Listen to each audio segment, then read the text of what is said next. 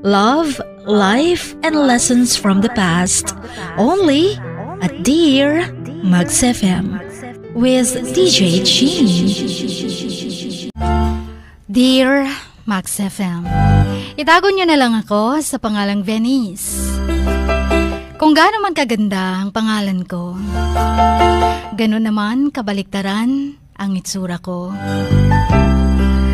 According sa karamihan, wala akong kaapil-apil. Higit sa lahat, matabang-mataba ako. O aminin ko, pangit na pangit ako sa sarili ko. And being a fat woman, siguro ito na yung pinaka-worst na bagay na mangyayari sa isang babae sa panahon ngayon. Dinediscriminate ka, tinutukso ka, nilalait ka. Ang hirap din kumita ng pera pag matabang-mataba ka. Halos walang tatanggap sa'yo sa trabaho. Kapag ginuhusgahan ka sa physical mong kaanyuan, lagi kang bagsak kapag mataba ka. Sometimes pati mga magulang mo, mga kapatid mo, kinakahiya ka. Pinagtatawanan ka sa klase, sa mga barkada mo, ginagawa kang pulutan. Ang labas mo, parang akala mo, komedyante ka. Hindi naman nakakatawa. Pero gustong-gusto nila maging usapan ang aking katabaan. Ang nakakainis lang kapag matabang-matabang mga lalaki, kaya pa rin nilang pahiyain ang matabang babae. Pero mga matatabang babae, sila-sila lang din ang nagkakasiraan. Kahit ano pang talents mo, accomplishments mo, parang ang hirap nilang i-please. Parang ang hirap nilang mag-appreciate sa'yo dahil sa katabaan mo. Kahit siguro sikat na sikat ka, oo naman, maraming sikat na artista, matataba din. At ganun pa rin, kahit gaano kaganda, basta mataba. Katulad ni Sharon Cuneta, diba? Ang daming nagbabody shaming. Akala nila perpekto sila. Walang kapintasan. Bakit ba ganito na ngayon ang mundo? Porke ba't artista, hahanapan ng lahat ng kagandahan sa panganyong labas? Porke ba't babae ka, dapat sexy ka? Marami naman sa Amerika na nagtutupis pa nga kahit napakataba nila. Wala namang nagbabody shaming. Pero bakit sa Pinas, ang hirap mag-exist kapag mataba ka? Kulang na lang sabihin nilang tumalon ka na lang sa building. Napabayaan ka kasi sa kusina. Uy, mag-diet ka naman. Uy, may baboy na dumating. Wala namang nilikha ang Diyos ng pangit. Sabi ng nanay ko, marami naman akong talents na ipagmalaki. Kahit mataba ako. Sinubukan ko namang magpapayat, Chin. Ang kasagsagan ng high school, hindi naman ako katabaan. Chubby lang. Pero nang tumuntong ng college hanggang gumraduate, tuloy-tuloy na kahit anong diet ko. Hindi pa rin nababawasan ng timbang ko. Siguro dahil sa genes namin, mga tita ko, sa side ng mother ko, matataba talaga sila. Ang hirap magpapayat. Ang isa pa dito, ang nakakawalang ganang mabuhay sa mundo. Yun bang walang tatanggap sa'yo? Yun bang walang willing na magmahal sa'yo dahil mataba ka? Dahil baka pagtatawanan ka nila, yung boyfriend mo, dahil bakit ang taba-taba ng girlfriend mo. Pero isang araw, noon, sa office namin, may isang lalaking matipuno ang pangangatawan, matikas ang tindig, very clean looking, may itsura. 2 years na rin siyang nakapagstay sa office na yun. Assignment lang. Pero hindi permanente, babalik din siya sa main office nila. Pero nung bagong pasok ako doon sa office na yon, after 6 months pa lang, lumapit sa akin. Itago na lang natin siya sa pangalang Mr. Yu. One day, sinabi niya sa akin na may nararamdaman daw siya para sa akin. Nafo-fall in love na daw siya sa akin. Oo, Chin, lagi kami magkasama pero grupo. Nagkakaasaran, tatawanan, kumakain sa labas. Pero wala akong naramdaman na meron pala siyang crush daw sa akin. Hindi ko man lang naisip na posible siyang magkagusto sa akin. Sino ba naman ako? Maraming babaeng magaganda sa office namin. Single. Sino ako para magustuhan niya? Ikumpara ba naman sa iba? Hindi ko mabasa ang utak niya. Hindi ko mabasa ang facial expressions niya nung sinabi niyang may nararamdaman siya for me. Sabi ko, baka prank lang to. Pinaglalaruan lang ako. Pustahan siguro.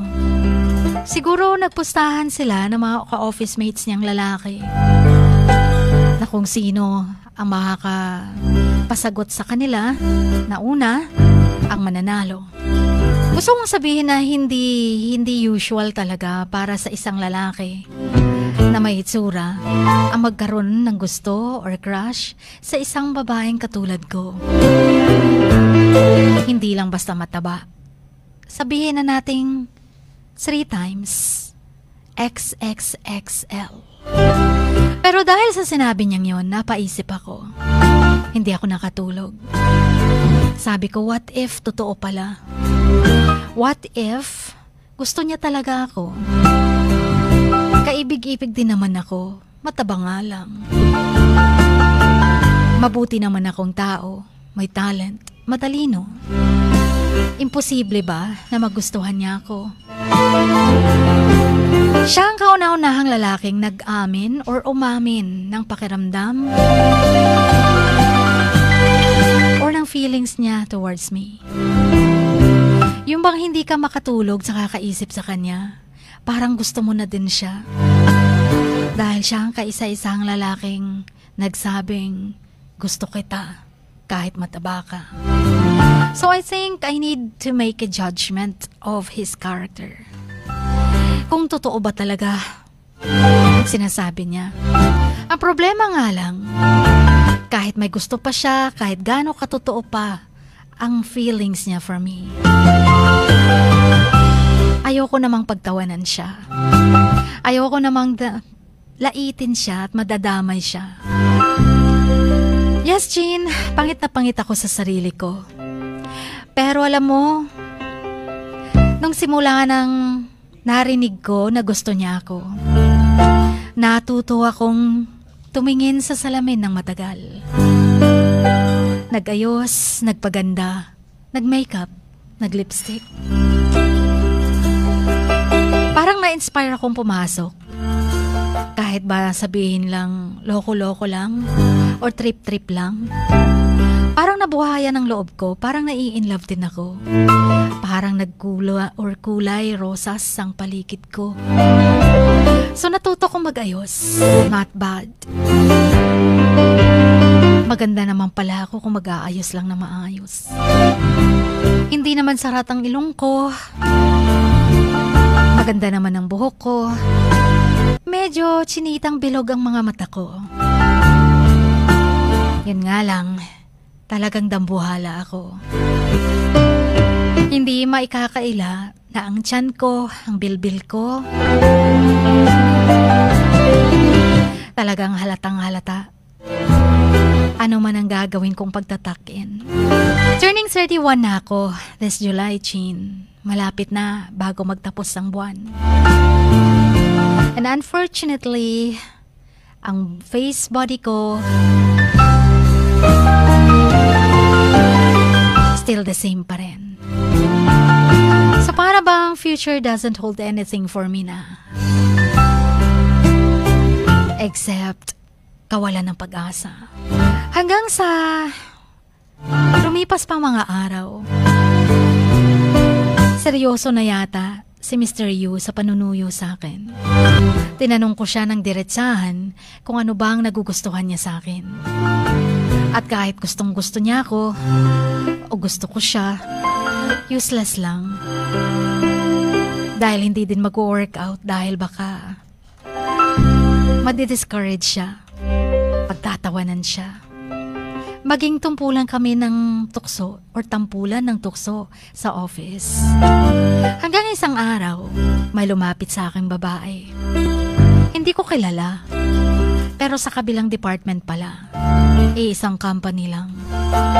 Ang lalayo kasi ng mga departments namin na office.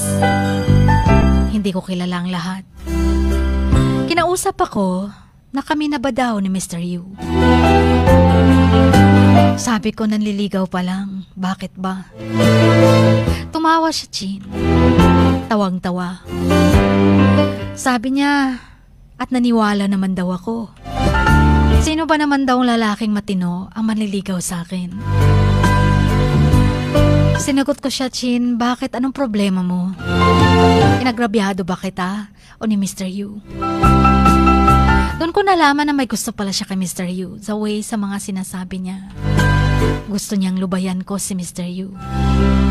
Pero ang sagot ko naman, sabihin mo yan kay Mr. Yu, wag sa akin. Siya naman ang lumalapit sa akin eh. Kasalanan ko ba kung sa akin siya mai-in love at hindi sa'yo? I always thought na may mga tao din sa paligid ko sana na mag-wish na lang ng good luck sa akin. Maging happy na lang for me. Dahil mai-in love din ako sa wakas despite of my looks. Kaso lang, sadyang mapanlait ang mundo. Malupit ang mundo. Payuhan niyo sana ako, Chin. Hanggang dito na lamang ang inyong kamags, Venice.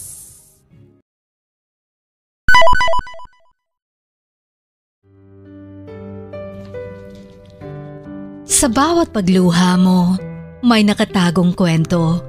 Sa bawat ngiti mo, may gustong sabihin ng puso mo. At sa likod ng iyong halakak at maging sa pagkabiko mo, may mensaheng nakabalot sa iyong pagkatao. At ang tanging nais mo lamang ay mapakinggan ng mga ito ng buong mundo. Dear Max FM with DJ Chini. Life has got all those twists and turns. Stand up for what you believe in. What lies behind you and what lies in front of you pales in comparison to what lies inside of you. Dear Max FM with DJ Chini. Sabi nga nila, ang pagsusulat kapag masyado mong diniinan hanggang sa susunod na pahina ay nagmamarka.